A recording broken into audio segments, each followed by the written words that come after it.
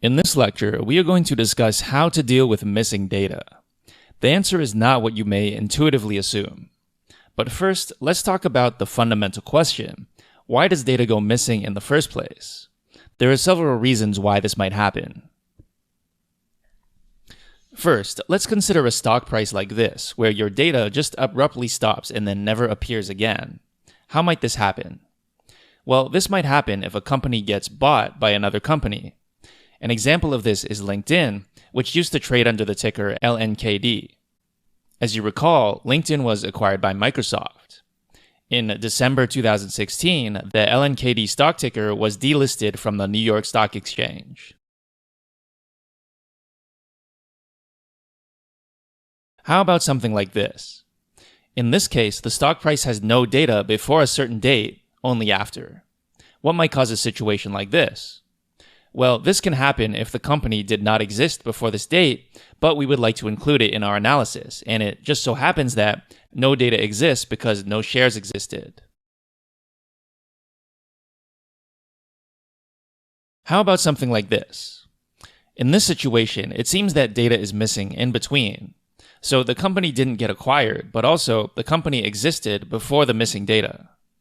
This can happen with small companies with low liquidity when no shares are being traded. When no shares are being traded, there is no price. Another situation that can happen is that your data is simply bad. Maybe the API you were using had some kind of technical glitch, and they couldn't store some data that they should have. This kind of thing happens very frequently in production systems, as you know if you have ever worked as a software engineer. So what can you do about missing data? Well, let's talk about the solution you probably are thinking of already. If you're not thinking, well, let this be an instruction to begin now. So take a moment and think about what would be your solution to this problem of missing data.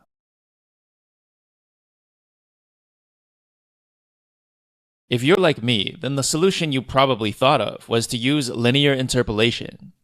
That is, if you have two data points with missing data in between, simply draw a straight line to connect them together. You'll notice that I've been setting you up to explain why this is not a good solution. I mean, this seems like a pretty mundane, standard thing to do in data analysis. So why would we not want to do this? Here are some reasons. First, let's suppose we are at some point just after the missing data was filled in. Let's say right here. What's the problem? The problem is that I've used future data to fill in past data. This is a big no-no in finance. Using future data in your algorithms will pollute your results. Finance is a field in which predicting the future is very difficult, so a signal like this is extremely informative.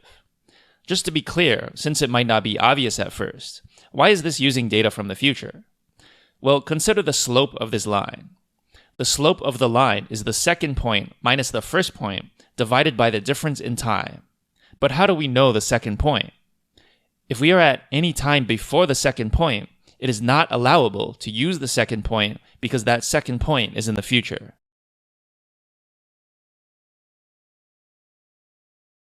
Alright, so linear interpolation is bad. What do we do instead? In fact, the best solution is to simply copy the previously known value forward in time. We call this forward filling. This might seem strange, but it will be justified in a future lecture when we discuss the random walk hypothesis. But what happens if there is missing data in the front where there does not exist any past data to copy from?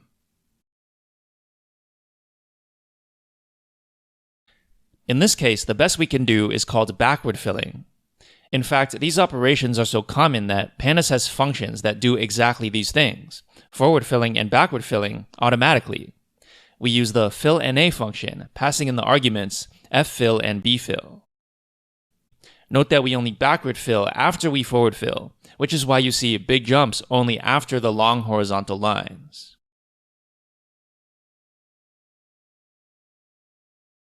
So just to recap, our first choice is to forward fill, and failing that, our second choice is to backward fill. So if you imagine if you have a data frame like this, which starts out as NA, 352, NA, NA, and 1, First we forward fill, so that becomes NA352221, and then we backward fill, so it becomes 3352221.